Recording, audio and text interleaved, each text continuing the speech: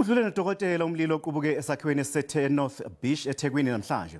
Abantu abahlala kulesisakhiwo bachaze ukushona kukalodokotela njengeshwa elikhulu njengoba izwe lisempini negciwane icorona. Abezimo eziphuthumayo kubathathe amahora evile kwamabili ukungena ngaphakathi kulesisakhiwo. Kusuke isiphithiphithi efletini iwendemiya eThekwini namuhla. Kuqubuke umlilo esitezi sesithupha. Abezimo eziphuthumayo kanye nezicishamlilo bakwazile ukutakula indoda ebekuleli flat. Udokotela oneminyaka engu-50 oshonile ubesebenza esibhedlela eEdington.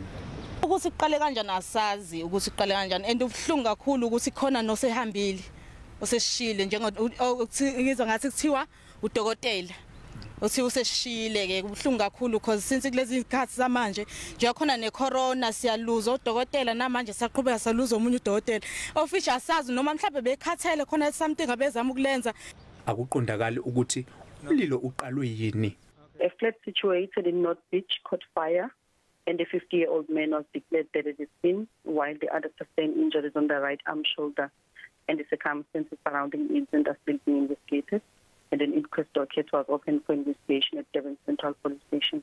Lo mlilo ushise iflat elilodwa kwathi abahlala kwamanye amaflat bavunyelwa ukuthi babuyele ezindlini zabo. Londe Khadebe, SABC News eThekwini.